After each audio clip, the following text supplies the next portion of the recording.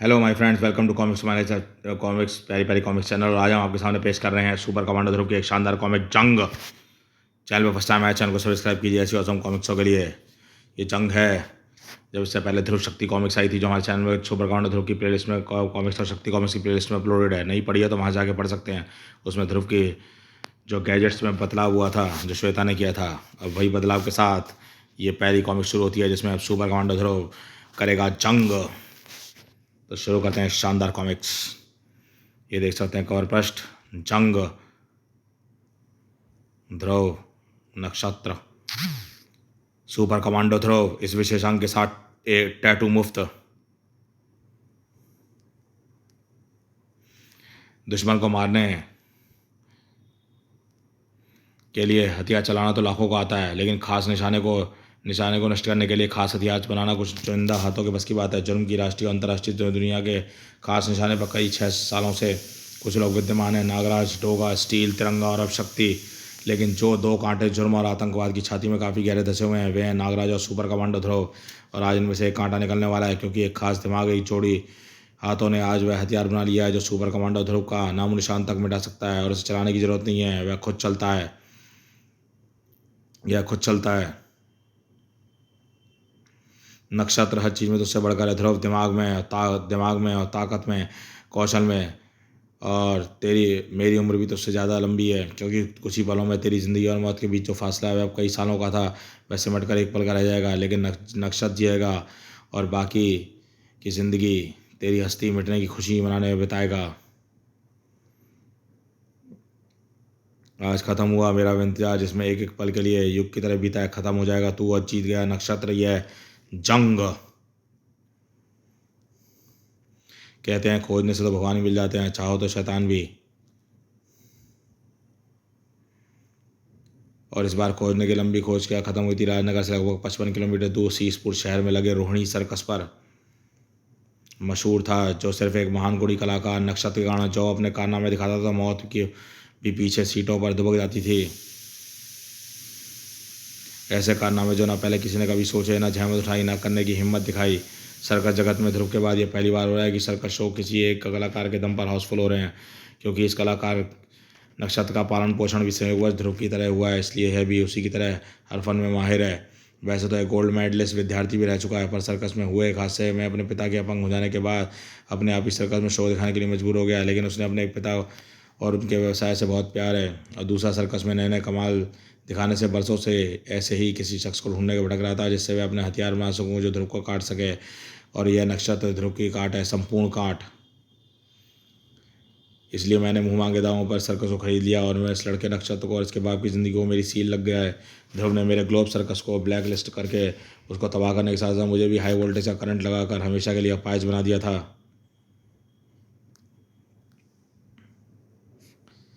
और यह तो मेरी किस्मत अच्छी थी कि अस्पताल में सालों तक जिंदा लाश बनकर रहने के बाद बच गया। लेकिन इस दौरान मैंने सर्कस बंद होने के बाद भी तुम नमक हलाल कलाकारों का पालन पोषण करने में कोई कसर नहीं छोड़ी। हमने भी आपको साथ नहीं छोड़ा बॉस, आपका दुश्मन सिर्फ आपका ही नहीं हम सबका दुश्मन है। अपने हमारे पेट और धंधे दोनों उसने दोनों पर लात मारी है। एक बात मुझे समझ नहीं आ रही बॉस, नक्षत्र तो सीधा साधा लड़का है, वह आखिर ध्रुव से दुश्मनी क्यों मोल लेगा? उसको अपने आप हथियार बनाएंगे कैसे? इस संबंध में जानने के लिए बड़े प्रतिशोध की ज्वाला जो कॉमिक्स ऑलरेडी अपलोड है, सुपर कमांडो ध्रुव की पहली कॉमिक्स थी। और इसके साथ साथ उसका वाट इफ वर्जन जिसमें क्या हुआ अगर मैं डेजलिंग यूनिवर्स ऑफ ध्रुव का, वो भी अपलोडेड है हमारे चैनल पर। सुपर कमांडो ध्रुव कॉमिक्स की प्लेलिस्ट में जाकर पढ़ सकते हैं। दोस्त बनाने में वक्त लगता है, शॉर्ट दुश्मन बनाने में नहीं। और उसकी सीधी दुश्मनी ध्रुव से नहीं कराऊंगा, ज़रा तिरछी कराऊंगा। तुमने कमिश्नर राजन के बारे में यह पता लगाया जो मैंने कहा था चेरी? हाँ, अपनी तनख्वाह के पे हाँ, वह हर एक तारीख को अपनी तनख्वाह से बैंक के पैसे निकालने जाता है, क्योंकि उसकी तनख्वाह सीधी बैंक में जमा करा दी जाती है। मैंने अपने सर्कस का अकाउंट भी वहीं खुलवा दिया है। वेरी गुड, मुझे तुम्हारी यही अदा पसंद है। सही, तुमने एक काम शुरू करने को कहा तो तुम उसे ख़त्म करके ही मेरे पास आती हो। 1 तारीख तो परसों की है और हम अपने सर्कस कर्मियों को तनख्वाह बांटनी है। जरा नक्षत्र के बाप को आकाश को बुलाना, परसों से भी हमारे साथ बैंक जाना है, वहीं पर हम उसका अकाउंट बंद करा देंगे। किसी भी महीने की आखिरी तारीख रात को लुटेरों के लिए काफ़ी व्यस्त होती है। तुम सरकारी कर्मचारियों को हम दूर से ही ताड़ लेते हैं बेटे, हम तेरे बाप हैं। सारी तनख्वाह अकेले ही घर ले जाएगा? ऐसा है तो इस बार तू ये माल अपने बाप को दे दे, अगले महीने तू अपनी तनख्वाह ले जाना। ये गलत बात है, छोड़ दो मुझे। ले छोड़ दिया, अब चुपचाप पतली गली से निकल ले, वरना तेरी बोटी बोटी काट के पैसे निकाल देंगे। वैसे 1 महीने पहले तेरी एक भाई बंद को काट डाला था, एक तो घूसखोर पैसे ने निशाना कहानी कर रहा था, फिर बचाओ बचाओ चलने लगा ताड़। ओह मैंने बिना मेहनत किए ही तुमसे सब कुछ उगलवा दिया, वरना 1 महीने पहले पुलिस को वाले बेचारे न जाने किस किस शक घूम रहे थे। ये तेरी आवाज़ को क्या हुआ, ये कैसे बदल गई? सिर्फ अभी तो सिर्फ आवाज़ ही बदली है, शक्ल बदलनी भी बाकी है। सुपर सुपर कमांडो ध्रुव। हाँ अब मैं जरा जब मैं महीने भर से पुलिस उस हत्यारे बेचारे सरकारी करके हत्यारे का सुराग नहीं ला पाई, तो मुझे यही तरीका अपनाना पड़ा, क्योंकि मुझे पता था कि तुमने जिसने एक क्लर्क की तनख्वाह छीनी हो वह दूसरे सरकारी कर्मचारी की तनख्वाह छीनने की कोशिश जरूर करेगा और उसी स्थान के आसपास करेगा जहाँ उस क्लर्क की लाश मिली थी। कातिल कितना भी मामूली अपराधी हो, पर होता तो हत्यारा ही है, और अगर उसको यह आभास हो जाए कि पकड़ा जाने वाला है तो उसको उम्र कैद या फांसी तक हो सकती है, और यह चूहे से भेड़िया बन जाता है। तूने हमसे पहुँच के गलती की है ध्रुव, सच्चाई जानकर तूने खुद ही अपनी चिता की लकड़ियाँ सजा ली हैं। हम तुझे भी जिंदा नहीं छोड़ेंगे। खचाक। दिमाग से पागल या क्रोध से पागल हो गए इंसान की एक खासियत होती है कि दूसरों को चोट पहुँचाने में एक खास आनंद महसूस करता है ताड़, लेकिन अपने शरीर की चोटों का एहसास खत्म नहीं होता। वह तो बस अपने प्रतिद्वंद्वियों को फाड़ खाने के लिए बेकार बेताब होता है ताड़ कटाक कटर। लेकिन भेड़िया चाहे गिनती में कितने भी हों डिशुम, शेर चाहे अकेला भी फिर भेड़िया शेर का शिकार नहीं बनते सड़ाक। यह सत्य शहर में उतना ही सत्य जितना कि जंगल में है। अब तुम जब तक तुम अब तुम जेल में उम्र कैद काटोगे तो काम भी करना पड़ेगा, तनख्वाह भी मिलेगी, तब तुमको उसका महत्व पता चलेगा।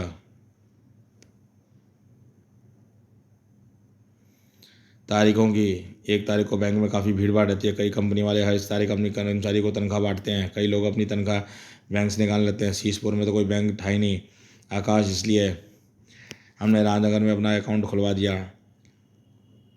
अच्छी तरह समझ लो, क्योंकि हम अपने कलाकारों को हर हफ्ते तनख्वाह बांटेंगे और हर हफ्ते पैसे निकालने तुमको आना पड़ेगा। लेकिन ज़रा सतर्क रहना, यहाँ पर लूटपाट की वारदात काफ़ी होती है। गुंडे बदमाश हमेशा ताक में रहते हैं। आप चिंता निश्चिंत रहिए चैरी जी, आकाश जान दे देगा, पैसे नहीं देगा। शिकारी यानी आकाश में फंस चुका है। अब इंतजार था बस शिकारी यानी कमिश्नर राजन के आने का। ये लो इस बैंक में तो फटाफट काम हो गया, पैसे मिल गए। अब चलो 1 मिनट भोले बाबा, जरा पैसे गिन लें, कम निकले तो अपनी जेब से भरना पड़ेगा। समय भी तो काटना है। कमिश्नर राजन अब तक आया क्यों नहीं? आ गया अब नाटक शुरू। आकाश मारे गए। इस पिस्तौल वाले को देख रहे हो, ये वह बहुत बहुत बड़ा गुंडा है। इसने शायद हमको 2 लाख रुपए निकालते देख लिया है। बाहर निकलती हमको लूट लेगा। ऐसा करो तुम ये ब्रीफ केस लेकर बाहर निकलो, तब तक मैं इसका ध्यान बटाता हूँ। ठीक है, लेकिन मुझे तो कोई अफसर लग रहा है, गुंडा नहीं। आजकल के गुंडे अफसरों से 100 गुना ज़्यादा कमाते हैं। ये कोई फिल्म वाले गुंडे नहीं है जो देखने से गुंडे लगे हैं। तुम जल्दी चलो, मेरी अस्पताल और पिस्तौल ले जाओ। अगर ये गड़बड़ा करे चला देना, हिचकना नहीं। आकाश को चेरी और जुबिस्को के भाई ब्रिस्टो ने इतना भ्रमित कर दिया था कि वह सोचना छोड़कर पिस्तौल लेकर बाहर निकल पड़ा। और सिंपल ब्रिस्टो बोल उठा, मेरा ब्रीफ केस, पैसे भरे हैं उसमें। ब्रिस्टो की बात सुनकर आकाश चकित रह गया और राजन में सतर्क उठे। ए रुक जाओ, ये ब्रीफ केस मेरे हवाले कर दो। कभी नहीं, ये पैसे मैं तुमको नहीं दूंगा। ये पैसे कलाकारों की तनख्वाह के लिए हैं। मुझे रोकने की कोशिश की तो मैं गोली चला दूंगा। कुछ गड़बड़ लगती है, ये आदमी मुझे लुटेरा नहीं बल्कि भ्रमित इंसान लग रहा है। सुनो, अपने आप को मेरे हवाले कर दो। मैं वादा करता हूँ कि तुम्हारे साथ न्याय होगा। मैं पुलिस कमिश्नर राजन बहरा हूँ। कमिश्नर बहरा? पर मुझे तो बताया गया था कि आप। अगले ही सेकंड में मामला साफ होने वाला था। जब इसको जानने को प्रतिशोध की ज्वाला भैरी मौत। अगली परियोजना विफल होती देख चैरी बीच में बच के सर वह पर गोली चलाने जा रहा है। धाएं। चैरी ने जानबूझकर टेकर रखी उंगली दबा दिया और धमाका हुआ और निशानेबाजी दिशा पाई हुई गोली आकाश और सीने के पीठ पे फाड़ती हुई निकली। और एक साथ एक चीख के साथ आकाश के प्राण पखेड़ उड़ गए। अरे यह तो मर गया है। तुमने क्या किया? मुझ पर कूदी क्यों? मुझे लगा या आपने अपने आप को गोली चला ली है। मैं तो आपकी जान बचाने के लिए आप पर कूदी थी। मुझे क्या पता था गोली चल जाएगी। Of damn it. खैर पुलिस हेडक्वार्टर ने फ़ोन करके अपने पर्सनल गार्ड को बुलाओ। बॉस का प्लान तो सफल हो गया। कमिश्नर के हाथों नक्षत्र का पिता आकाश मारा जा चुका था और नक्षत्र की दुश्मनी पुलिस कमिश्नर राजन मेहरा यानी ध्रुव के पिता से हो चुकी थी। दूसरे शब्दों में कहा जाए, नक्षत्र की दुश्मनी ध्रुव से हो चुकी थी। हमारे बीच में आने की कोशिश की जब तक कमिश्नर राजन बैंक को लुटेरा चिल्लाते हुए आकाश पर गोली चला चुका था। पर क्यों? उसने मेरे पिता को लुटा क्यों बना दिया? उसने तो ज़िंदगी में एक चीटी तक नहीं मारी। उन्होंने तो पुलिस वाले अनसुलझे केस को सुलझाने का नाटक करने के लिए अक्सर ऐसा करते हैं। किसी बेगुनाह को गोली मार देते हैं, 3-4 केस का इल्ज़ाम लगा देते हैं। पापा की सब क्लास से क्या हुआ उसको पुलिस वाले कब ला सकते हैं? नक्शद ये गलती मत करना, पुलिस वालों के पास मत जाना, क्योंकि अगर तुम उसके पास चले गए तो सच्चाई पता लग जाएगी। हाँ नक्शद, यह पता चलता ही तुम आकाश के बेटे हो वे तुम भी कोई इल्ज़ाम लगा मढ़कर तुमको भी बंद कर देंगे ताकि तुम कभी कुछ और ना कर सको। तो मैं क्या करूं? क्या मैं भूल जाऊं अपने बाप के हत्यारों को? नहीं, ये सब कभी मत भूलना। भूलना है तो यह भूल जाओ तुम एक कमज़ोर इंसान हो। इन कमीने पुलिस वालों की जूतों को नीचे रगड़ नहीं सकते। छीन लो उनकी ज़िंदगियां जिन्होंने तुमसे तुम्हारे वफादार बेकसूर आकाश को छीना है। तुम्हारे पिता आकाश को तुमसे छीना है। कुत्ते की मौत मारो उनको। राजन मेहरा उस ईमानदार सरकारी कर्मचारी में से जिनका खर्च आज के ज़माने की तनख्वाह द्वारा ही चलता है शाम को। ये लो रजनी, इस महीने की तनख्वाह। थैंक गॉड मैं भी डिपार्टमेंट स्टोर से सारा सामान मंगवा लेती हूँ। दाने तेल तो एकदम ख़त्म हो गए हैं। पापा सैली ले आए? बाबा पीछे हट, पहले मैं जाऊँगा, मैं बड़ा हूँ ना। बड़ा हुआ तो क्या हुआ, जैसे पेड़ खजूर, आगे छोटे जाएंगे। आप लाइन में आइए हुजूर। ठीक है, दोहे का भी सत्यानाश कर दिया। दोहे का भी सत्यानाश कर दिया और मेरे कानों का भी। तू पहले ही ले ले अपनी पाकेट पॉकेट मनी। आगे तो श्वेता हमेशा ही रहती है खजूर, पर तुम्हारे जैसा लालची मैंने देखा। करोड़ों रुपए हैं तुम्हारे पास, पर पॉकेट मनी के 300 रुपये के लिए बंदर की तरह सोने लगते हो। वो क्राइम फाइटिंग फंड है बंदरिया। वैसे ही पॉकेट मनी पे ही पे- पॉकेट वैसे ही पॉकेट मनी तो मेरा हक है। मैं करोड़ों रुपए छोड़ सकता हूँ, पर 300 रुपये पॉकेट मनी नहीं छोड़ सकता। पापा मेरी पॉकेट मनी देना, पहले मेरे को देना। पापा 100 रुपये बढ़ाकर पिछले महीने बड़ा उधार हो गया था मुझ पर। मैंने पैसे मम्मी को दे दिए, जाकर उनसे ले लो। क्या बात है पापा, आज पहली बार आपने हाथों पॉकेट मनी दी? कुछ गड़बड़ हुई है क्या? हाँ ध्रुव, आज सुबह बैंक में एक लुटेरा मुझसे मारा गया। मेरी परेशानी की वजह है कि मुझे वह आदमी लुटेरा नहीं लग रहा था। अजीब बात है, मुझे पूरी बात बताइए। कमिश्नर राजन ध्रुव को पूरा घटनाक्रम सुनाता रह गया। ओहो, तो इसकी शनाख्त हो पाई है? नहीं नहीं, अभी तक कोई क्लू नहीं आया। शायद कोई संबंधी हो, यह भी हो सकता है उसके संबंधी को घटना का पता लगा हो, पर एक अंदाजा तो मैं लगा सकता हूँ। उसने कहा कि वह पैसा कलाकारों के लिए, यानी वह आदमी किसी नाटक कंपनी या म्यूजिक एंड बैंड से संबंधित हो सकता है। हमने हर थाने में फोटोग्राफ लगा दिए, जल्दी कोई ना कोई सूचना अवश्य होगी। वैसे भी पुलिस हॉस्पिटल का एक चक्कर लगा ही आता हूँ, शायद कोई जानकारी हो जाए और मैं ये जान लूँगा कि वह आदमी कौन था, उसने ऐसा क्यों किया। जब तक मुझे चैन नहीं मिलेगा। राजन मेहरा को थोड़ा सा चैन तो जल्दी मिल रहा था, क्योंकि उनके द्वारा मारे गए व्यक्ति के शव को क्लेम करने के लिए उसका एक निकट संबंधी पुलिस हॉस्पिटल में पहुंच चुका था।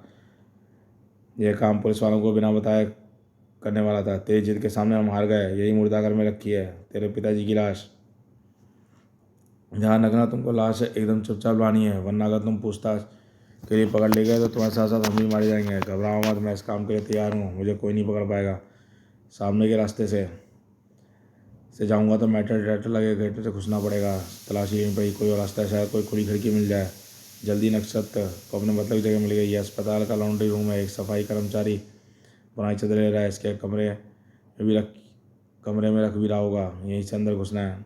कुछ ही मिनटों बाद नक्षत्र एक ऐसे रूप में अस्पताली कॉरिडोर में घूमना था जिसको पहचान पाना बहुत मुश्किल था। यहाँ तो काम आराम से हो गया, सिर्फ ढूंढना है मुर्दाघर कहाँ गया, पिताजी की लाश कहाँ रखी है। नक्षत्र की यह छानबीन इतनी जल्दी खत्म नहीं होने वाली थी, क्योंकि पुलिस कमिश्नर अस्पताल पहुँच चुके थे। ये कहाँ से आ गया? अगर इसने ब्रिस्टोर मुझे पहचान ली तो गड़बड़ हो जाएगी। यहाँ से फटाफट निकल लो। लेकिन ये सोचो, अगर इस कमिश्नर का टकराव नक्षत्र से हो गया, नक्षत्र इसे यहीं मार डालेगा। बॉस का प्लान फेल हो जाएगा। हमारा मुख्य मकसद ध्रुव का नक्षत्र से टकराव है। यह तो मैंने सोचा ही नहीं। बॉस को फटाफट इन्फॉर्म करो, वही कोई रास्ता निकालेगा। उंगलियां मोबाइल पर थिरकने लगीं और बॉस को सूचना मिलते ही चिंतित होने गया, मुस्कुरा उठा। अरे, इससे तो हमारा काम बन गया। ध्रुव को यहीं बुलाकर तिकड़ी पूरी कर देते हैं। कमिश्नर राजन आकाश में रहस्य में तहम जाने में जुटा हुआ था। नहीं सर, पूरा दिन निकल गया, लेकिन मैं लुटेरे के बारे में पूछताछ करने नहीं आया कि शायद इस समय अज्ञात फोटो खींची थी, इतनी स्पष्ट नहीं है होगी। दूसरी फोटो खींचनी चाहिए। मार्ग में जा रहा हूँ, एक फोटोग्राफर को तुरंत वहाँ पर भेज देना। इसी वक्त मुर्दाघर के बाद ये रहा मुर्दाघर। 15 मिनट तक इधर उधर घूमने के बाद आखिर सही जगह पहुँच ही गया। अरे कहाँ जा रहे हो? ये क्या है? चद्दर में मुर्दा लिपटा है क्या? एक मिनट, इससे पहले तो अस्पताल में कभी नहीं देखा। इसकी जेब पर आई कार्ड भी नहीं लगा। स्ट्रेचर पर क्या है? चादर तो हिल रही है, इसमें मुर्दा नहीं है। ठीक समझे, इसमें मुर्दा नहीं है, लेकिन इसमें जिंदों को मुर्दा में बदलने वाली चीज़ है। ठरन कर्र। सावधान, सिपाहियों की सांस पे कहीं न हमला हुआ। इसको गोली चलाना तो दूर, चीखने का मौका नहीं मिला। यही है रास्ते का मुर्दाघर। सिर्फ 2 अज्ञात हैं, 24 और एक साथ में। इसमें एक जरूर मेरे मतलब की होगी। अगर मेरे पास ज़्यादा वक्त नहीं है, अगर मुझे कोई इधर आ गया तो घायल सिपाहियों को देखकर तुरंत सब गल जाएगा, पर मेरा ट्रेंड भेड़िया किसी को भी इधर आने का मौका नहीं देगा, क्योंकि वह इस अस्पताल में ऐसा हंगामा मचाएगा कि लोगों को जिंदाओं की सुध नहीं रहेगी। मुर्दों की तरफ कौन ध्यान देगा सिवाय मेरे। ये रहा वॉल्ट नंबर 24। लेकिन ये लाश तो पिताजी की नहीं है, यानी दूसरे वॉल्ट एक स्वाद में पिताजी की लाश होगी। ओह, तो यह तुम्हारे पिता की लाश थी। इसका मतलब चोरी छिपाने में बदले यानी कुछ गड़बड़ जरूर है। पुलिस कमिश्नर हो गया तो कुछ सवालों के जवाब चाहता हूँ। ओह, तू है मेरे पिता का हत्यारा। कमिश्नर ने तू शायद किसी कॉरिडोर से आया होगा और से, वरना मेरा भेड़िया पहले ही तुझे फाड़ खाता। खैर, शायद बदला लेने का मौका भगवान ने मुझे ही दिया है। कब वह फोल्डिंग चाकू नक्षत्र के हाथों में आया और कब वह खुला, कब हवा में उछला, राजन मेहरा की आंखें नहीं देख पाई। सड़ाक सर्र, आहा, उसके पिस्तौल के हाथ छूट गए। अगली पर नक्षत्र की ठोकर में थोड़ी टकराई और अस्पताल के अंदर भगदड़ मच गई थी। जिस फोटोग्राफर और इंस्पेक्टर का राजन मेहरा मुर्दा घर में इंतजार कर रहे थे, वे खुद भी अस्पताल से बाहर निकल ढूंढते। मैं तो चला सा, मैं भी और पुलिस वालों को बुलाने का इंतजाम कर रहा हूँ। इस भेड़िए ने मेरी सारी गोलियां बेकार कर दी। कोई भी गोली कुछ नहीं। ट्रेन भीड़ लगता है पर अस्पताल में आया कहाँ से। धाएं धाएं धाएं पुलिस वालों के साथ अस्पताल में हो रहे हादसे की खबर किसी और तक पहुंचने वाली थी। सुपर कमांडो ध्रुव तक। हाँ ध्रुव बेटे, एक खास खबर देनी है तुमको। बड़ी मुश्किल से तुम्हारा नंबर मिला है। कमांडो हेडक्वार्टर से लेना पड़ा। तुम तुरंत पुलिस हेडक्वार्टर पहुंचो, तुम्हारे बाप की जान खतरे में है। पर तुम हो कौन? तुम्हारा नाम लाइन कट गई, लेकिन मुझे आवाज़ कुछ जानी पहचानी लग रही है। कहाँ पर सुनी है मैंने आवाज़? कह रही है बाद में सोचूंगा, ये पहले अस्पताल पहुँच कर देखूँ पापा क्या मुसीबत पड़ी है। अस्पताल के मुर्दा घर में राजन मेहरा एक शक्तिशाली और कुशल दुश्मन से लड़ा था और इस जगह को अपनी परमानेंट जगह नहीं बनाना चाहते। हाँ, इसके शक्तिशाली वार तो जल्दी मैंने मस्ती को बेहोशी की तरह ढक देंगे। इस पर अगर मैंने घातक हमला नहीं किया तो शायद मैं जिंदा ही छोड़ेगा। मेरी पिस्तौल वहाँ पड़ी है, अगर मैं उस तक पहुँच जाऊँ तो काम बन जाएगा। राजन मेहरा सारी शक्ति अनुभव बटोर कर कई साल जवान दुश्मन पर टूट पड़े। नक्सल कुछ पलों की चक्कर आ गया। धम और कुछ ही पलों में राजन उसकी पिस्तौल थी। घबराओ मत लड़के, मैं तुमको मारूंगा नहीं, सिर्फ घायल करूंगा। तुम कुछ नहीं कर पाओगे कमिश्नर। तुम एक बार बैंक में गोली चला चुके हो। इस बार तुम्हारी गोली ने निशाना ढूंढ लिया था उस बार, पर इस बार नहीं ढूंढ पाएगी। नक्षत्र ने बड़ी फुर्ती से वार्ड नंबर 24 की लाश को अपनी गोलियों के आगे कर दिया और कमिश्नर कुछ समय बाद इस पहली लाश उनके ऊपर थी। आहा, नक्षत्र ने पोस्टमार्टम में रखे पोस्टमार्टम औजारों से हथौड़ा खींच लिया। आहा, राजन मेरा करा उठे और उनको खुद अपनी जान बचाने में मुश्किल लग रही थी क्योंकि अस्पताल में तबाही मचा रहा भेड़िया किसी भी तरह उन तक पहुँचने नहीं दे रहा था। ओ भैया, तू क्या इसे जानवरों का इस्तेमाल समझ कर रहा था? क्या हम डॉक्टरों को मरीज बना देगा? बचाओ। वह तो डॉक्टर आमतौर लोगों की जान बचाता है, लेकिन कभी कभी डॉक्टर की जान बचाने के लिए तड़ाक क्यों कि दूसरे किस्म के डॉक्टर की जरूरत पड़ती है, जो दवाई से नहीं किसी लात घूस बल्कि लात घूसो दिमाग ठीक करते हैं। जैसे सुपर कमांडो ध्रुव, आप लोग यहाँ से निकलिए, मैं इस आफत से निपटता हूँ। भेड़ियों की बोली तो मैं भी नहीं जानता, लेकिन इस पर कुत्तों की बोली आजमा कर देखता हूँ, शायद काम बन जाए। कर धुक्के गले से गुर्राहट हुई, लेकिन इस पर इस पर तो मेरी बात का कुछ भी असर नहीं हुआ। और आश्चर्य की बात यह है कि इसका हमला भी नहीं बचा पाया। भेड़िया किसी जंगल से नहीं आया, काफ़ी ट्रेंड लगता है, सीधे गली की नली पर हमला करता है। इसको वो पकड़ने का तरीका है, इसके जबड़े को कस देना, लेकिन इस खुले जबड़ों को कैसे कर जाए? एक रास्ता समझ में आ रहा है। एक सेकंड बाद ध्रुव भेड़िया की तैयार था। आओ मुझ पर हमला करो। अगर आज्ञा के अनुरूप भेड़िया फिर से ध्रुव की तरफ लपका, लेकिन इस बार ध्रुव का हाथ नहीं बचा पाया। इस बार ध्रुव अपने हाथ से भेड़िए की जबड़े कसने से नहीं बचा पाया। थप पर ध्रुव का हाथ ध्रुव का नहीं था, क्योंकि उसने उसके कमरे में रखे कृत्रिम अंगों से कृत्रिम हाथ ले रखा था। कृत्रिम हाथ बन गया काम। इस कृत्रिम हाथ में भेड़िया फंस गया। भेड़िए ने इसे इस कृत्रिम हाथ को अपने मन दबोच लिया है, लेकिन अब इस भेड़िए को पकड़े रखना होगा और इतनी देर तक इसके जबड़ों में सर्जिकल टेप लगाकर सड़ा चढ़ चढ़। कुछ ही देर बाद भेड़िया टेप में बंदा छटपटा रहा था। वाह ध्रुव, तुमने तो ऐसे पकड़ लिया जैसे मेमना हो, भेड़िया नहीं। तारीफ के लिए शुक्रिया डॉक्टर साहब, पर आपने मेरे पापा को नहीं देखा? यहाँ ही आते हैं तुम्हारे पापा इन कमिश्नर? हाँ वह आए थे, वे इंस्पेक्टर से मुर्दा का जाने की बात कर रहे थे। वो धन्यवाद डॉक्टर साहब, खैर अब ढूंढने की जरूरत नहीं पड़ेगी। जल्दी क्या है, क्योंकि फ़ोन करने जिस खतरे का जिक्र था जरूर भेड़िया ही रहा होगा। अब वह खतरा टल चुका है। ध्रुव की सोच इससे ज़्यादा गलत नहीं हो सकती थी, क्योंकि खतरा भेड़िया नहीं उस भेड़िया का मालिक था। मुर्दों का पोस्टमार्टम तो हमेशा होता है कमिश्नर, लेकिन इस बार इस दुनिया के इतिहास में तू पहला इंसान होगा जिसे जीते जी पोस्टमार्टम होगा। कर चर आरी का वार राजन मेहरा की कमिश्नर आए खाल को छीलता रह गया। पहले हथौड़े चोट खाया कमिश्नर, इस बार को सह नहीं पाया। दिमाग अंधेरे में ढूंढ लगा। अब इस इलेक्ट्रिक कटर से तेरी छाती का पिंजर खोल दूंगा। हत्यारे घर,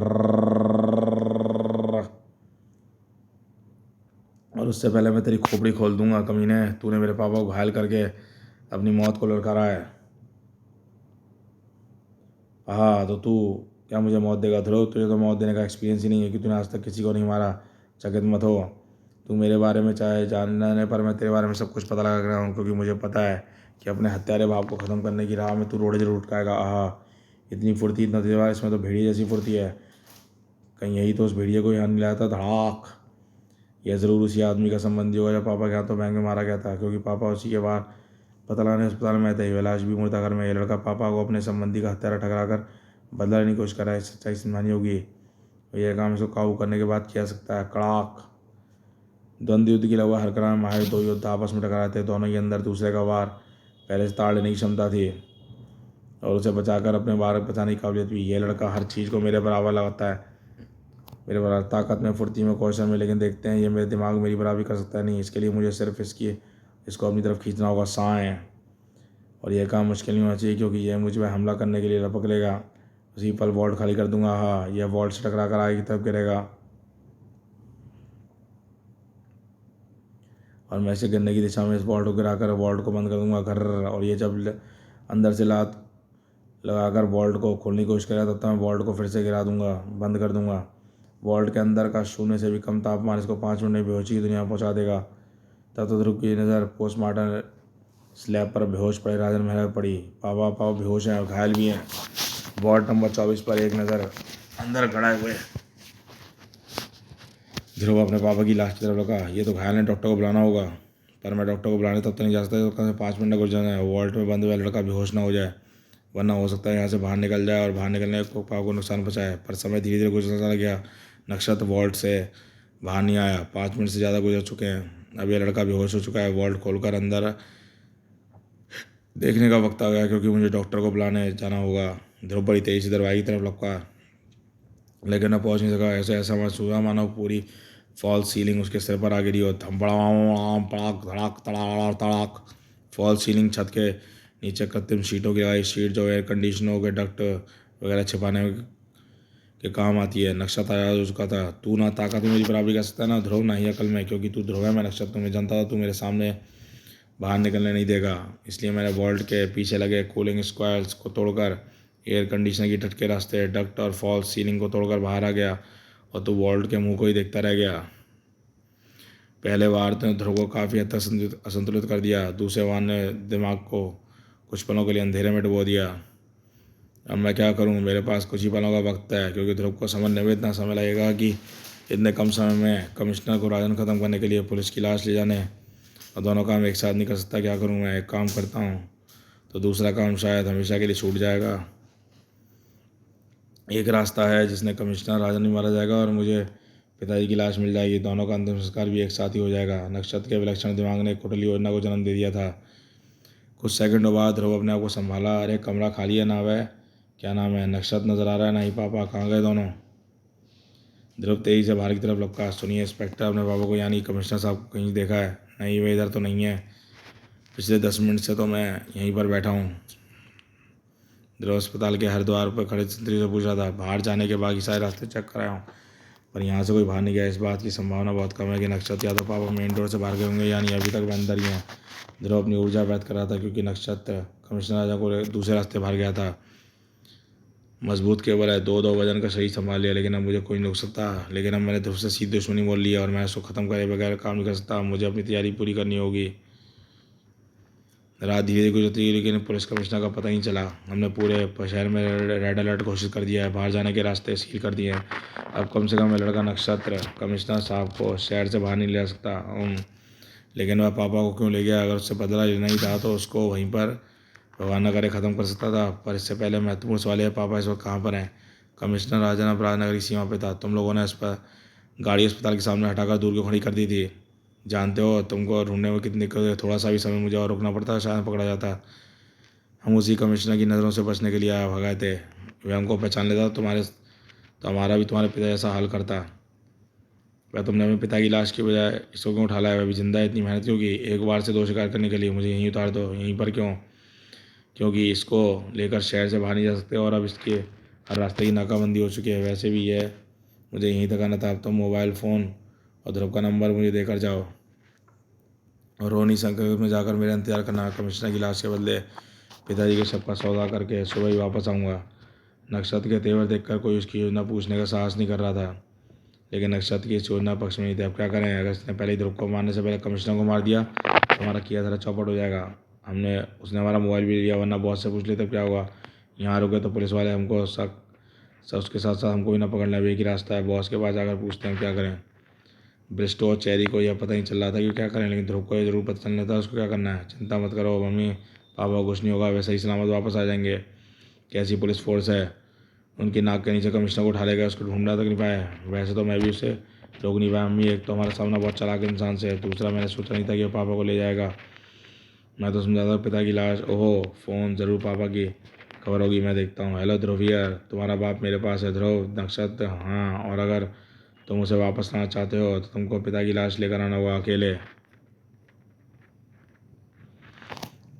मंजूर है, पर इससे कोई नुकसान नहीं पहुंचना चाहिए। सौदा होने तक कमिश्नर को नुकसान नहीं पड़ेगा, यह मेरा वादा है। ध्यान से सुनो, तुम्हारे पास मोबाइल फ़ोन है? हाँ है, तो उसका नंबर मुझे दो और उसके बाद फ़ोन और लाश लेकर सेंट्रल पार्क के गेट नंबर 2 पर पहुंच जाओ।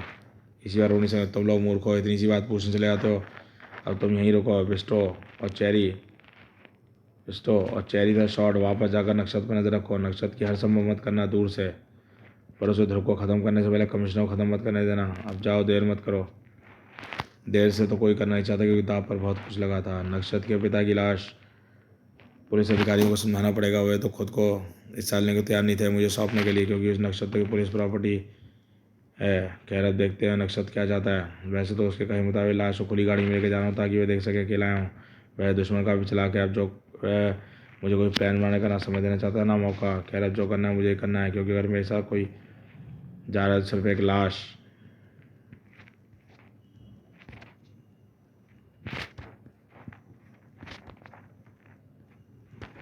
ध्रुव ने सेंटर पार्क गेट नंबर 2 चाय वक्त मिलाया और उसके वहाँ पहुँचती मोबाइल घंटी बजी। तुम पार्क पहुँच चुके हो, वहाँ से तुम पुराने कब्रिस्तान जाओगे जहाँ मेन गेट के बाहर तुमको दीवार पर लिखे निर्देश मिलेंगे, और तब तुम उस मोबाइल को यहीं पर तोड़ दो। चालाकी मत करना, मैं तुमको देख रहा हूँ। ध्रुव के सामने सारी शर्तें मानने से कोई रास्ता चारा नहीं था। खड़ाक, वह मुझे देख रहा है, पर यहाँ मुझे ढूंढने का कोई फ़ायदा नहीं। वह कहाँ हो सकता है? नक्षत्र का भी चला गया, क्योंकि उसने क्या जाल बिछा रखा है। नक्षत्र ने क्या प्लान सोचा समझ कर बताया। अब ध्रुव चक्कर काटता हुआ कंस्ट्रक्शन साइट पर पहुँचेगा और मैं उससे पहले वहाँ पहुँच जाऊँगा, और उससे इतना चक्कर कटवा कर मैंने पक्का पता कर लिया वह अकेला ही आया है। कई लोग उस कंस्ट्रक्शन साइट पे एक साथ पहुंचने वाले थे। जल्दी करो चैरी, अगर कुछ नहीं हुआ गड़बड़ हो जाएगी। बॉस को ज़मीन में जिंदा गाड़कर हमको कुत्ते छोड़ देगा। लेकिन चैरी और शॉट पहुंचने में समय लगना था। ध्रुव वहाँ पहुंच चुका था। यही है नारंग कंस्ट्रक्शन साइट, जहाँ पहुंचने के निर्देश मुझे पुराने कब्रिस्तान से मिले थे। यहाँ पर सरकारी आदेश के अनुसार काम बंद कर दिया। नक्षत्र ने मुझसे मुलाकात के लिए अच्छी जगह चुनी है, पर वह है कहाँ पर? मैं यहाँ पर हूँ सुपर कमांडर ध्रुव। मैं ये भी देख रहा हूँ कि तुम अकेले आए हो, मेरे पिता की लाश भी लाए हो। हाँ, लेकिन पहले मैं अपने पिता की लाश देखना चाहता हूँ। तो देखो, वह कमिश्नर जान एक ऐसी रस्सी से बंधा है जो एक एक बूंद करके ऐसे टपक रहा है। 2 मिनट में रस्सी टूट जाएगी और कमिश्नर का बदन जमीन से टकराकर खड़ों की तरह फूट जाएगा। अब या तो तुम मुझे रोक लो या अपने बाप की जान बचा लो। तुम अच्छी जानते हो पापा को बचाऊंगा, पर यह ना समझो कि मैं तुमको छोड़ दूंगा। तुमको मेरे दोस्त आगे जाने से रोकेंगे। गुर्र आओ, गले से गुर्राहट निकली और गले में आवारा कुत्ते। ओहो, तो तुम कुत्तों को रोकने सोच रहे हो? मेरे पास इनसे लड़ने का वक्त नहीं है। तुम्हारे दोस्तों से मेरे दोस्त निपटेंगे। गर्र गर्र। नक्षत्र के गले से चीख निकली। वह चीख कोई नहीं सुन पाया, क्योंकि वह चीख उस जाड़े इमारत में चमगादड़ों की थी। वह एक पराध्वनि की थी जिसकी प्रैक्टिस नक्षत्र के सर्कस के जानवरों के साथ आंधी की थी। कुछ ही बोलों में हमला करने वाले कुत्ते अपनी जान बचाने के लिए आगे आ रहे थे। अब ये कुत्ते मुझे परेशान नहीं करेंगे। आराम से पिताजी की शव लेके जा सकता हूँ। नक्षत्र के शव को हाथ लगाते ही शव में हरकत हुई। तुमको इतना भी नहीं सिखाया गया मिस्टर नक्षत्र? तड़ाक कि लड़कियों को हाथ लगाने से पहले उनकी इजाज़त लेते हैं। चंडिका, तुम यहाँ कैसे? चंडिका यानी ध्रुव इस लड़की को जानता है। नक्षत्र का धोखा किया ध्रुव ने। पिता की लाश लाने की आड़ में लड़की को ले आया। इस लड़की को तो तेरे साथ देने की सज़ा मिलेगी ही। धड़ाक। लेकिन अब तू भी अपने बाप को बचा नहीं पाएगा, ना ही अपने आप को। पर नक्षत्र का मुकाबला इस वक्त नहीं, तो लोगों से था। खड़ा, तुम पापा मतलब अपने अपने पापा को बचाओ। ध्रुव, मैं इससे निपट लेता हूँ। पर तुम्हें क्या कि यहाँ कैसे आ गई? तुमको इस चक्कर का पता कैसे चला? या फिर कभी बताऊंगी। ध्रुव, अभी ना मेरा ध्यान भटकाओ ना ही अपना। दरअसल मुझे तो भैया वो फ़ोन पे बोलते हुए सुनकर ही गड़बड़ शक हो गया था, इसलिए मैं चंडिका के रूप में भैया के पीछे लग गई थी। जब भैया अस्पताल से गाड़ी लेकर लाश लेकर निकला तो मैं भैया गाड़ी के पीछे लटकी हुई थी। रास्ते में मौका मिलते ही गाड़ी पर चढ़ गई और लाश स्टैंड के नीचे खिसकाकर खुद चादर लपेट कर लेट गई थी। चंडिका अच्छी फाइटर तो जरूर थी, लेकिन नक्षत्र के स्तर की योद्धा नहीं थी। परंतु फिर भी यह नक्षत्र को ध्रुव के पीछे जाने नहीं दे रही थी और यही कारण था कि चेरी शॉर्ट समय जो कुछ तो गड़बड़ है। चेरी नक्षत्र किसी लड़की से उलझा ध्रुव पर लटके कमिश्नर राजन की तरफ बढ़ रहा है।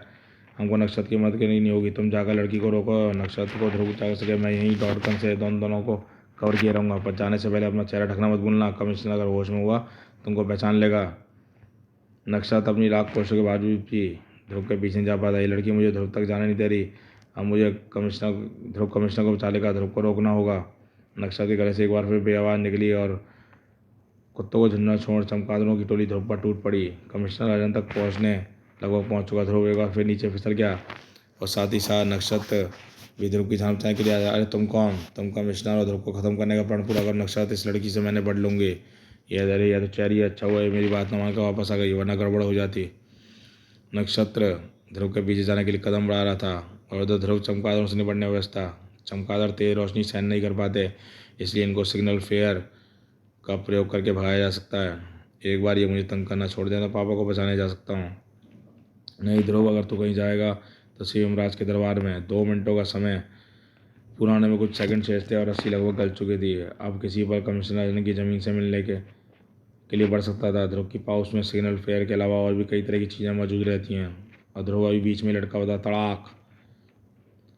चंडिका भी ऊपर चेरी को पार करके मदद के लिए नहीं जा पाई दिशाएँ। ये लड़की बहुत मुझे पेशेवर लड़ाकी नहीं लग रही, लेकिन फिर भी कलाबाजी में से मैं इसको अच्छी तरह से पीट नहीं पा रही।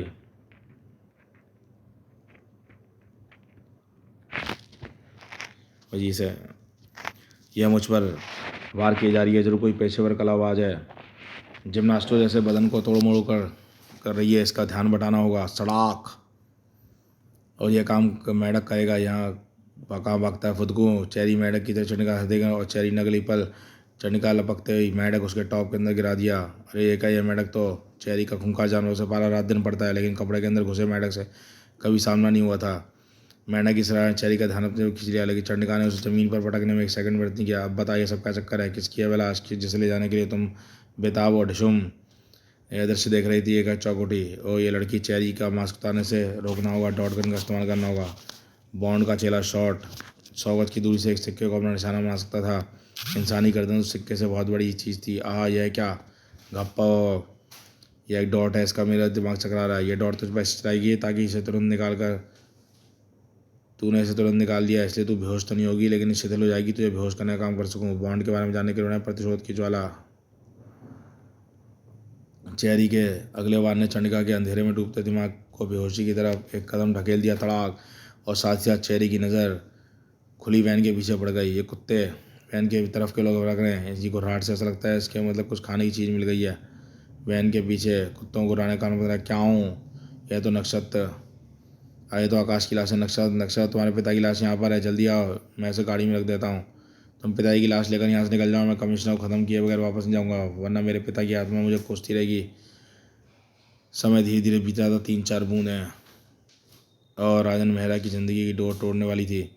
ध्रुव भी कमिश्नर राजन से काफ़ी दूर था। तू शायद मुझे हरा दे ध्रुव, लेकिन कब तक? तेरा बाप भी ज़िंदगी की लड़ाई हार चुका होगा। यह सही कह रहा है। होश में रहते मुझे पापा को जीने जाने नहीं देगा और इसको बेहोश करवाना मुश्किल काम है। एक तो वैसी कुशल लड़ाका, दूसरा बदले की भावना ने जोश में आग में घी डाल दिया है। अब प्लान बदलना होगा। पापा के पास अगर नहीं जा सकता तो उनको दूर करने का प्रयास करना होगा। ध्रुव के पास केवल यही एक मौका था, सच्चा निशाना है। उड़ती हुई ईंट के एक वार ने सरिया को टेढ़ा कर दिया और घातक एसिड की बोतलें रस्सी की वजह छत पर टपकने लगी और कमिश्नर को बांधने वाली रस्सी के साथ जीवन की डोर भी टूटने से बच गई थी। लेकिन इस हरकत से रक्षा तो पागलपन का दौरा पड़ गया। अब तू नहीं बचेगा ध्रुव, नहीं बचेगा, लेकिन पहले तेरा बाप मरेगा। तड़ाक! पहले से ही हवा में लटके ध्रुव ने उस बार को संभलने ऊपर जितने चढ़ना वक्त लगा, उतनी देर में नक्शा सीढ़ियों के ऊपर पहुंचा। अब तो अपने बाप को मरने से नहीं बचा पाएगा, क्योंकि अपनी इस असफलता को याद करके तू हर रोज़ मरता रहेगा। यह दृश्य देख रहे शॉर्ट चेरी चौकुट है। यह क्या शॉर्ट? नक्षत्र कमिश्नर को गिराकर मार डालेगा और ध्रुव समय रहते उसे बचा नहीं पाएगा। हमारी मेहनत में पानी फिर जाएगा। यही चेरी में ध्रुव को मरने से पहले कमिश्नर की मौत नहीं आने दूंगा। शॉर्ट गन से निकलकर डॉट निशाने की तरफ बढ़ी, लेकिन निशाने पर जरा देर से पहुंची। नक्षत्र के हाथ रस्सी तोड़ चुके थे और कमिश्नर राजन का शरीर जमीन से टकराने के लिए बढ़ चुका था। खप्पा ओह कोई नक्षत्र पर भी हमला कर रहा है, पर क्यों? कह रही है सोचने का समय नहीं है, फिलहाल तो पापा को नीचे गिरने से बचाना है। मैं पापा से लगभग 2 मंजिल नीचे हूँ, यानी मैं ज़मीन पर पापा से लगभग 2 सेकंड पहले पहुँच जाऊँगा, और इतना समय बहुत है। रेत पर गिरा से भरे इस रिक्शा ठहरे पे पापा के नीचे सरकाने के लिए। अब वो कर इधर ध्रुव राजन मेहरा को बचाने व्यवस्था, उधर बड़ी मुश्किल से अपने चकराते दिमाग को काबू करके ध्रुव नक्षत्र नीचे नीचे तो आया था। न चलो नक्षत्र भागो, इस हालत में कोई प्रतिरोध नहीं कर पाएगा। ओहो तुमने मुझ पर बेहोशी वाली डॉट क्यों चलाई? ध्रुव पर चलाई थी नक्षत्र, हाथ चल हिलने से निशाना चूक गया। गाड़ी स्टार्ट होने पर आवाज़, ध्रुव ध्यान खींच लिया, वर्र। ओहो नक्षत्र उसी लड़की के साथ भाग रहा है या उसे भगाया जा रहा है? पापा बोले, चंडिका का गई, लगता है अपने आप को संभाल गई और हमेशा की तरह फिर गायब हो गई, वरम। और फिर तो मुझे यह मामला बहुत टेढ़ा लगता है पापा। सबसे पहली बात, जिस लाश की शिनाख्त तक नहीं हो पाई, ना ही अखबारों में छपी, उसके बेटे नक्षत्र को कैसे पता लगा कि उसने अपना कि उसको आपने ही मारा है? फिर उसकी चोरी छिपे लाश पर किसने जाना कि उस इमारत में आपको गिराने की कोशिश करने पर नक्षत्र को डॉट मार कर गिराने की कोशिश क्यों की, जबकि उसको रोकने वाले उसकी दोस्त थे जिन्होंने उसकी मदद की होगी। यह डॉट तुम पर चलाया गया होगा ध्रुव, गलती से वह उसका क्या नाम नक्षत्र को लग गया होगा। नहीं पापा, जो निशानेबाज चंडिका की गर्दन को निशाना बना सकता था, उसका निशाना इतना नहीं चूक सकता। वह 2 मंजिल नीचे खड़े आदमी की बजाय छत पर खड़े आदमी को निशाना बना दिया। अरे श्वेता, तूने अपने गर्दन पर बेड एंड क्यों लगा रखी है? ओ मेरी गर्दन में एक डॉट चुप गई थी। डॉट चुप गई थी? मुझे भी डॉट चुप गई, तुझे डॉट चुकी थी, पर कैसे? तुझे भी से क्या मतलब? मैं डॉट गेम खेल रही थी और शायद हाथ में डॉट थी, गर्दन में खुजली हुई तो मैंने खुजला लिया, डॉट चुप गई। अच्छा, इसके भी डॉट वहीं पर चुभी है जहाँ पर चंडिका को लगी थी। जब चंडिका को डॉट चुभी देखकर चक्कर गया, कहीं मेरा पुराना शक सही तो नहीं है, श्वेता ही चंडिका है। वैसे तो मैंने भी दोनों को एक साथ कभी नहीं देखा। खैर, इस बारे में फिर कोई गौर करूँगा, अभी मुझे नक्षत्र से निपटना है। भैया को शक हो गया, मुझे बहुत संभल कर रहना काम करना होगा। और ये चंडिका के बीच में, मेरा मतलब श्वेता के बीच में आकर बात करोगी, दूसरा मोड़ दिया। हाँ तो पापा, मुझे शुरू से बताइए, बैंक में वास्तव में हुआ क्या था? बताइए क्या होता है, मैं तुमको दिखा सकता हूँ। दिखा सकते हैं, पर कैसे? इसी वक्त राजनगर की सीमा पर सीसपुर में एक चिता में आग बुझ रही थी, तभी एक दिन में लगी आग को भड़काया जा रहा था। हम जो कर सकते थे हमने कर दिया नक्षत्र। अब जो कुछ करना है वह तुमको ही करना है। मैं जब तक अपने पिता के हत्यारे को चेतावनी पहुँचा देता तब तक चैन से नहीं बैठूंगा। तुम 2 बार असफल हो चुके हो नक्षत्र, और इन दोनों असफलताओं में तुमको एक बात सीखने को मिली कि वह है कि बिना ध्रुव को ख़त्म किए तुम कमिश्नर राजा को नहीं मार सकते। पहले ध्रुव को ख़त्म करना होगा, फिर कमिश्नर को। आप ठीक कहते हैं, पहले उससे टांग अड़ाने वाले की टांग तोड़नी होगी और फिर उस हत्यारे कमिश्नर की गर्दन। मैं भी निकलता हूँ, अब चिता को आग को ठंडी करने। मेरे दिल की आग बुझ जाए, उसकी ज़रूरत नहीं पड़ेगी। ध्रुव खुद यहाँ पर मरने आएगा, मैं उसको जानता हूँ। इमारत पर तुमसे हुई मुठभेड़ के बाद ये समझ गया होगा कि तुमको ढूंढने के लिए उसको यहीं पर आना है। तुम उसको यहाँ पर मारो अपने इलाके में, सर्कस में। बाकी लोग जानवर तो पहले यहाँ से दूसरी जगह पर जाने के लिए रवाना हो चुके हैं। तुम यहाँ उसके लिए जाल बिछाओ, और तुम ऐसे तुम्हारे दुश्मन ध्रुव आराम से मर भी जाएगा और किसी को कानो कान खबर भी नहीं होगी। बॉस ने ध्रुव के बारे में गहन से अध्ययन काफ़ी गहन तरीके से किया था, क्योंकि ध्रुव सचमुच में सीसपुर में लगे रोहिणी सर की तरफ बढ़ रहा था। यह शक तो मुझे पहले से था कि नक्षत्र का संबंध किसी पेशेवर कलाबाजी से, लेकिन इस डॉट ने मुझको बता दिया कि पेशेवर कलाबाजी किसी सर्कस संबंध है, क्योंकि ऐसी डॉट सिर्फ सर्कस वाले ही उत्तेजित जानवरों को काबू करने के लिए प्रयोग करते हैं सीसपुर। और यह ख्याल आता ही मैंने करीम से राजनगर में आसपास लगे सर्कस के बारे में पता कहा, तो मुझे पता लगा इस पूरे इलाके में एक ही सर्कस लगा हुआ है, सीसपुर में रोहिणी सर्कस। और सर्कस का जिक्र आते ही मुझे सवाल का मालिक भी याद आ गया, जिसने मुझे फ़ोन करके पुलिस हॉस्पिटल में जाने को कहा था। उस आवाज़ में मैंने कैसे भूल गया कि वह आवाज़ बॉस की थी, ग्लोब सर्कस के मालिक बॉस की थी। लेकिन उसके इस मामले में लिप्त होने की एक बात तो साफ हो रही है कि वह यह है कि षड्यंत्र का मुख्य मकसद पापा की आने मुझे माना है। धर धर धर धर धर धर धर धर धर धर धर धर धर। लेकिन जहाँ तक मुझे समझ में आया है, बॉस नक्षत्र को इस्तेमाल कर रहा है, क्योंकि नक्षत्र ने मुझे कभी सीधे मारने की कोशिश नहीं की। यानी उसे यह नहीं पता कि उसने पापा की आने मुझे मरवाया जा रहा है।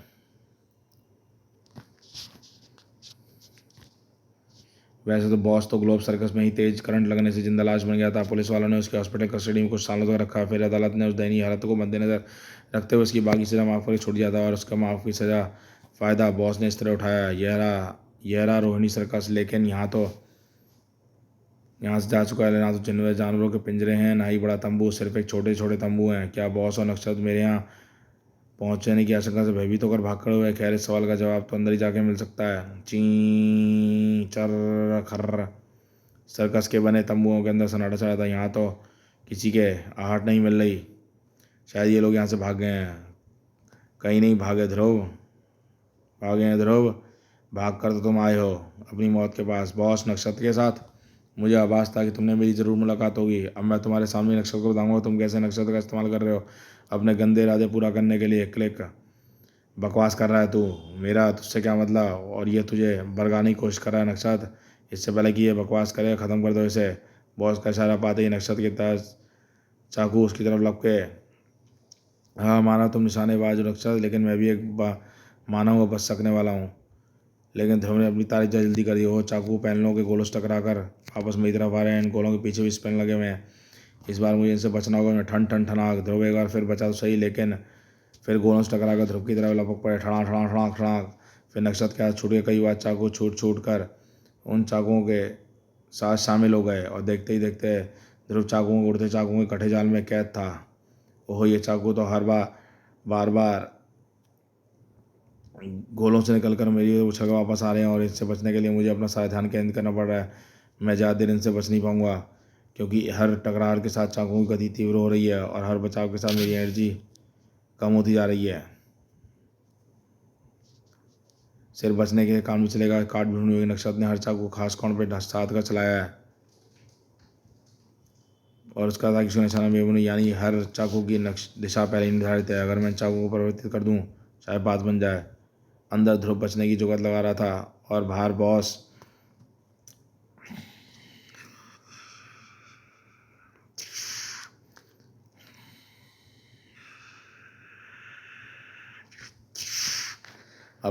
नक्षत्र ध्रुव की आखिरी चीख सुनने का इंतजार करते हैं। यह कटार चक्र से कभी नहीं बच पाएगा। अगर किस्मत बच गई, इतनी तेज हुई बच गया, तो इसका दूसरा जाल एकदम तैयार है। ध्रुव बचने का रास्ता मिला। मैं समझ गया। मैं लगभग हर चाकू की दिशा को समझ लिया। अब इन चाकुओं पर वार करके अगर मैं स्टार ब्लेड को एक कोण पर मारूं, टन टन टन टन, तो मेरा स्टार ब्लेड इन गोलों की फाइबर सतह से टकराकर परावर्तित द्वारा एक एक करके टन टन टन खनन इन सारे चाकू को नीचे गिरा देगा। ये रहा आखिरी चाकू, और ये गया दरवाजा। अरे तो समझ बच के आप दूसरे प्लान पर अमल करो नक्षत्र। अब तुम दोनों भागने की कोशिश करो, पर भाग नहीं पाओगे। सबसे पहले मैं तुम्हारे पहियों को काटूं ताकि तुम भाग न सको। ध्रुव के बॉस के व्हील चेयर के पहिए नष्ट करने में समय लगा। उसने नक्षत्र को उसकी नजरों से ओझल कर दिया था। नक्षत्र उस तंबू के पीछे गया है, लेकिन ध्रुव जैसे ही तंबू के पीछे गया, हाँ तू मेरे जाल में फंस गया ध्रुव। अब तू यहीं भटका रहा है, और नगर पहुंचकर तेरे बाप को खत्म करूंगा। घर ओ, इस प्लेन में नक्षत्र जरूर सर्कस में करतब दिखाता होगा। अब इसका प्लेन वह हत्या के लिए करने जा रहा है। इसको रोकना होगा। ये काम भी तोप कर सकती है, लेकिन इसका प्रयोग करतब दिखाने के लिए जाता है। इसमें कलाकार तोप के अंदर घुसकर दूसरे जाल फेंकता है। ध्रुव ने तोप तक पहुंचने के लिए उसके अंदर घुसने में समय व्यर्थ कर दिया था। उतनी देर में हवाई जहाज हवा में ऊंचा हो चुका था। ट्रक जहाज ऊपर पहुंच चुका है। तोप की स्प्रिंग मुझे उतनी दूर तक नहीं फेंक नहीं पाएगी, और इसलिए मुझे अपनी लंबी नायलो स्टीन वाली स्टार लाइन की मदद लेनी होगी। सटाक। ध्रुव के ब्रेसलेट स्टार लाइन हवा में लपकी और प्लेन से जा लिपटी, और अगले पल ध्रुव पेज से स्टार लाइन की तरफ बढ़ चला था।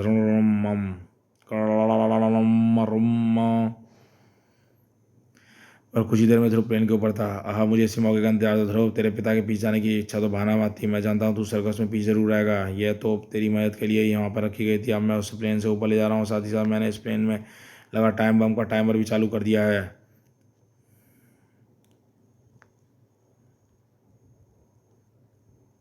अब यह प्लेन एक धमाके के साथ फट पड़ेगा। मैं तो पैराशूट से पहने कूद जाऊंगा, पर तू ज़मीन से टकराएगा और तेरे चीथड़े उड़ जाएंगे। और तुम्हारी बात सुनकर ऐसा लग रहा है कि तुमने मेरे अपराध करने के तरीके का बड़ी अच्छी तरीके से अध्ययन किया, लेकिन मेरा रोनी सर्कस आने का पहला मकसद तुमको पकड़ना ही तुम्हारी आंखें खोलना है। मेरी आंखें तो पहले ही खुल चुकी हैं, और तेरी आंखें हमेशा के लिए बंद हो जाएंगी ध्रुव, क्योंकि टाइमर में मैंने 30 सेकंड पर सेट किया था। वे 30 सेकंड ब्राम पूरे हो चुके हैं। नक्षत्र को कूदते देख ध्रुव ने आने वाले खतरे को भागकर पहले ही कूद चुका था। मुझे बचाना या मानना तो ऊपर वाले के हाथ में नक्षत्र, लेकिन तुम इस बैग में रखे वीडियो कैमरे में लगी कैसेट जरूर देख लेना। यह उसी बैंक के सिक्योरिटी कैमरे की कैसेट है जहाँ तुम्हारे पिता मारे गए थे। इस समय घटनाक्रम के रील है कैमरे में। तुमको प्लेबैक एक्शन पर तुम इसे देख सकते हो, और इसे देखकर तुमको पता चल जाएगा ये षड्यंत्र किसका रचा हुआ था। कैमरा केस को नक्षत्र को तुराते हुए ध्रुव तेजी से जमीन की तरफ बढ़ने लगा। स्काई फार्मर की तरह मेरी किन्नई गति अब एक समान हो गई है। अब मुझे तेज नहीं है तेज नहीं हो गया पर टर्मिनल वेलोसिटी कहते हैं। अब मेरा 45 मीटर प्रति सेकंड की विमान से गिर रहा है और मैं इस गति से अपने शरीर को मनचाहे कोण पर मोड़कर मनचाही दिशा में गिरा सकता हूँ। अब मुझे एक ही चीज़ बचा सकती है और वह है रोनी सर्कस का तंबू। इस तंबू में बाहर गुजरते हुए मैंने अंदर एक जाल देखा था जो बोलते हुए एक करतब दिखाते हुए थे।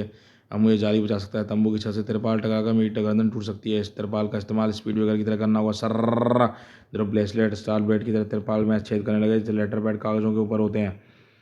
और फिर ध्रुव जब तिरपाल के टकराया तो दो काम एक साथ हो गए। ध्रुव की सही की गति से इस तिरपाल काम कर दिया और ध्रुव के शरीर से टकराकर तिरपाल में छेद हो गया और ध्रुव के शरीर के छेद पार करते हुए जाला गिरा और फिर गिरा और ध्रुव बच तो गया लेकिन उस आघात से उसका मस्तिष्क कुछ पलों के लिए चकरा गया और ये चकराया देख मस्तिष्क फ़ायदा उठाया। इतनी ऊंचाई से गिरकर भी बच गया। इंसान है या भूत? अब तक तो नहीं था लेकिन अब इसको भूत बना देता हूँ। लक्ष्य स्थिर था और चलाने वाले का निशाना अचूक। लेकिन बस अब और नहीं, मैं तुम लोगों का षड्यंत्र यहीं ख़त्म कर देता हूँ। यहीं ख़त्म होता नक्शा दिया। तुम क्या कर रहे हो? प्रायश्चित कर रहा हूँ चुड़ैल, अपनी भूलों और गलतियों का प्रायश्चित। ताड़ क्रोध और शर्म से सुलगते नक्षत्र का अंतर लावा जैसे भर गया और इस बार ऐसी प्रचंडा बड़ी थी कि हर बार ज्वालामुखी से फटा। होश में आओ नक्षत्र, पागल हो गया। तड़ाक पागल हो गया था मैं। तूने मुझे पागल बना दिया। मुझे पता चला गोली कमिश्नर ने खुद नहीं चलाई थी, वह गोली चैरी ने चलवाई थी और ये षड्यंत्र तू नहीं रचा था। इतना तो तुम इस वीडियो कैमरे को देख में लगी बैंक के कैमरे में खिंची वीडियो टेप से पता चल गया। पर तूने ऐसा क्यों किया है? मुझे बता तुझे क्या? मैं बताता हूँ नक्षत्र, इस निशानेबाज के वार से मैं खुद ही बच सकता था पर मैं देखना चाहता था कि तुम मेरी मदद करने को आती हो नहीं। तुम्हारे द्वारा किए मेरी मदद को स्पष्ट हो गया है कि तुम मेरे और मेरे पिता की तरफ से तुम्हारा दिल साफ हो गया है और मैं तुमको बताता हूँ कि तुमने ऐसा क्यों किया। ध्रुव नक्षत्र को संक्षेप में जुपिटर ग्लोब सर्कस की तबाही से जुड़ी कहानी सुनाता चला गया, यानी प्रतिशोध की ज्वाला की कहानी। और इसने अपने गंदे इरादों को पूरा करने के लिए मेरा इस्तेमाल किया, मेरे पिता की हत्या करवा दी। वैसे तो मैं अपंगों पर हाथ उठाने की सोच भी नहीं सकता लेकिन यह बार मैं तेरे अपंग शरीर को चोट पहुँचाने के काफ़ी बल्कि तेरे अपंग शरीर को बेहोशी की गर्त में पहुँचाने के लिए कर रहा हूँ। डिशुम, तेरा फैसला तो अदालत और भगवान ही करेंगे। और फिर पुलिस घटना स्थल के बाद पहुंचकर अपराधियों को गिरफ्तार करने के बाद मुझे तुमसे सहानुभूति है नक्षत्र, पर मुझे उम्मीद है कि यह हादसा तुम्हारी सच्चाई को कभी दबा नहीं पाएगा। मैं कोई वादा नहीं कर सकता। ध्रुव, मैं जेल जा रहा हूँ, कोई आश्रम नहीं। और सुना है जेल अच्छे आदमी को भी बुरा बना देती है। नक्षत्र का क्या होगा यह तो सिर्फ भविष्य बता सकता है। हम तो फिलहाल इंतजार कर सकते हैं और कह सकते हैं कि कहानी समाप्त। दोस्तों, ये शानदार जंग कॉमिक्स यहीं पर समाप्त होती है और ये कॉमिक्स कैसी लगी हमें बताइएगा। चैनल को फर्स्ट टाइम है, चैनल को सब्सक्राइब कीजिए। और हो सकता है इस जंग कॉमिक्स का वाट इफ वर्जन हो, क्या हो वर्जन भी आएगा शायद डेजलिंग यूनिवर्स ऑफ ध्रुव में क्या हो वर्जन। तो इस कॉमिक्स को आप ज़रूर पढ़ लीजिए ताकि आपको अगर भविष्य में इसका क्या हो अगर वर्जन आता है डेजलिंग यूनिवर्स ऑफ ध्रुव में नक्षत्र का, तो उसमें आपको फिर ये कहानी क्लियर हो जाए कि उसमें क्या चेंज किया जाएगा।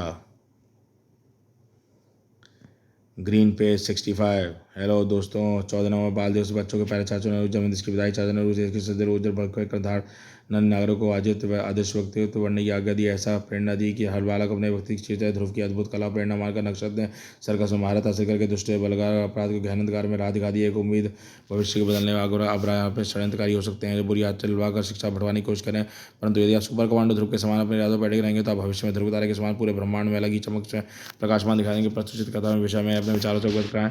प्रिय मित्रों, तानाशाह कॉन्टेस्ट नंबर 1 के विजेता श्रुति नागराज के विशेषांक सपेरा 120 में दे चुके हैं। तानाशाह कॉन्टेस्ट के दूसरों की कॉमिक जंग में छपी है। ताना कॉमिक 3 करोड़ के चोजी डोगा के विशेषांक भूल गया डोगा में।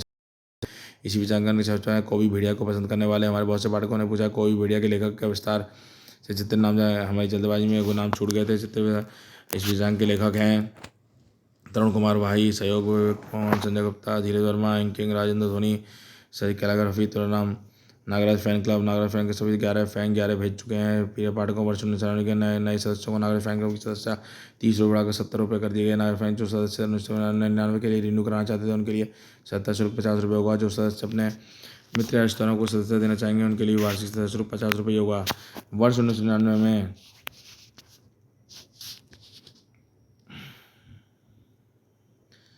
99 में सदस्य मनी ऑर्डर द्वारा मित्रों को सदस्य शुल्क शीघ्र भेज दें। पूर्व सदस्यों की दोबारा सदस्यता फॉर्म भरने की आवश्यकता नहीं है। हाँ, नए सदस्यों के लिए फॉर्म हम उन्हें जल्दी भेज देंगे। सदस्य शुल्क की जमा करानी थी अंतिम 31 दिसंबर 1998। इस विषय में यदि कोई आप कोई जानकारी प्राप्त करें लिखें। हमारे पाठकों के लिए खुशखबरी, नेशनल नेटवर्क पर रविवार को प्रसारित होने वाला धारावाहिक विराट अब राज कॉमिक्स में भी प्रकाशित होने वाला है। बिहार राज्य के फैन क्लब में 26 नवंबर 1998 से 7 दिसंबर 1998 गांधी मैदान पटना में आयोजित हुए पुस्तक मेले में वे प्रथम बार राज कॉमिक बुक स्टॉल पर विषय बताएं। राज कॉमिक्स में नागरा नोवेल्टी आइटम 20% डिस्काउंट पे कृपया अपने साथ सदस्यता कार्ड अवश्य लेकर आएँ। पत्तेवार इस्तेमाल पर हैं कहीं पे 65 पकड़े हुए प्रति एक बड़ाई दिल्ली 84।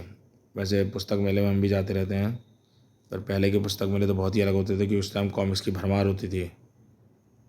अब तो केवल राज कॉमिक्स का स्टॉल दिखता है और अलग कुछ स्टॉल दिखते हैं। देखते रहिए प्यारी प्यारी कॉमिक्स चैनल।